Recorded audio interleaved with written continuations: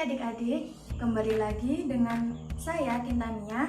Hari ini kita akan belajar materi tentang keanekaragaman hayati. Lalu, apa sih keanekaragaman hayati itu? Nah, sebelumnya mari kita lihat lingkungan di sekitar kita. Pasti di sekitar lingkungan adik-adik ada sawah kan? Nah, di sekitar sawah pasti ada banyak sekali macam tumbuhan dan hewan. Macam-macam tumbuhan dan hewan inilah yang disebut dengan keanekaragaman hayati. Jadi, keanekaragaman hayati yaitu keanekaragaman antara makhluk hidup, baik itu di daratan, di lautan, maupun di ekosistem akuatik lain. Kemudian, ada berapa macam-macam dari keanekaragaman hayati itu? Nah, macam-macam dari keanekaragaman hayati itu ada 3. Yang pertama ada keanekaragaman hayati tingkat gen, kemudian ada keanekaragaman hayati tingkat jenis, dan yang ketiga ada keanekaragaman hayati tingkat ekosistem. Nah, yang pertama yaitu keanekaragaman hayati tingkat gen.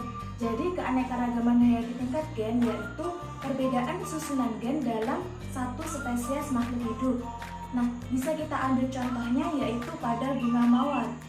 Pada bunga mawar bisa kita temui ada mawar yang berwarna merah, putih, pink, dan yang lain sebagainya. Dalam perbedaan warna bunga mawar inilah yang dimaksud dengan keanekaragaman hayati tingkat gen.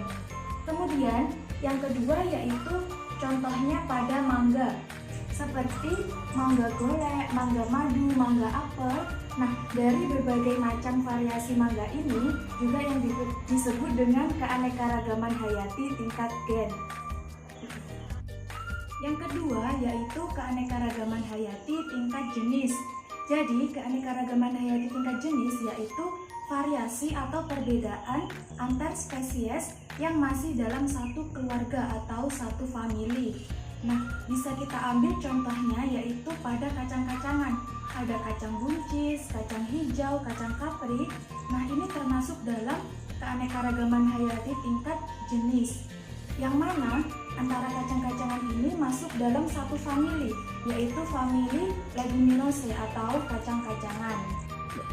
Contoh yang kedua yaitu pada kunyit, lengkuas, jahe.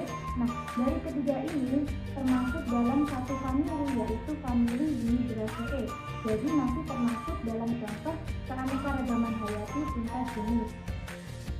Yang ketiga yaitu keanekaragaman hayati tingkat ekosistem, yaitu berbagai variasi dari bentuk bentang alam yang mana di daratan, perairan, maupun di ekosistem yang lain. Contohnya bisa kita temui ada berbagai macam ekosistem seperti ekosistem pantai, ekosistem hutan hujan tropis, ekosistem hutan konifer, dan lain sebagainya. Yang selanjutnya yaitu keanekaragaman hayati yang ada di Indonesia. Jadi, Indonesia itu adalah negara yang sangat kaya akan keanekaragaman hayati. Sampai Indonesia itu disebut dengan mega diversity country karena di Indonesia sangat banyak sekali keanekaragaman hayati, baik itu floranya maupun faunanya. Yang pertama, keanekaragaman flora yang ada di Indonesia. Jadi di Indonesia itu floranya memiliki tipe Melanesia yang mana memiliki ciri didominasi oleh tumbuhan dengan biji bersayap. Contohnya ada meranti sama keraung. Nah, kemudian yang selanjutnya adalah persebaran fauna di Indonesia. Jadi berdasarkan garis Weber dan Wallace, Indonesia itu dibagi menjadi 3 tipe fauna. Yang pertama adalah fauna tipe oriental, kemudian yang kedua fauna tipe Australian, dan yang ketiga ada fauna tipe peralihan. Yang pertama, fauna tipe oriental, yang mana di dalam fauna tipe oriental ini didominasi oleh berbagai macam primata, kemudian ada lagi mamalia yang besar, dan juga berbagai burung yang memiliki kicauan yang merdu. Contohnya bisa kita lihat ada gajah, kemudian ada lagi burung jalak Bali ataupun tapir, dan ada lagi hewan endemik dari Indonesia yaitu badak bercula 1. Yang kedua adalah fauna tipe Australian, yang mana di dalam fauna tipe Australian ini didominasi oleh mamalia yang berukuran kecil, kemudian hewan berkantong, dan juga banyak jenis burung yang berwarna. Contohnya bisa kita lihat ada kanguru, kemudian ada lagi hewan endemik yaitu cendrawasih, dan yang terakhir ada kasuari. Yang ketiga ada fauna tipe peralihan. Jadi di fauna tipe peralihan ini faunanya mirip dengan di wilayah oriental dan Australia. Contohnya bisa kita lihat ada babi rusa, kemudian ada lagi anoa, dan juga ada lagi komodo. Yang kedua ada pelestarian ex situ.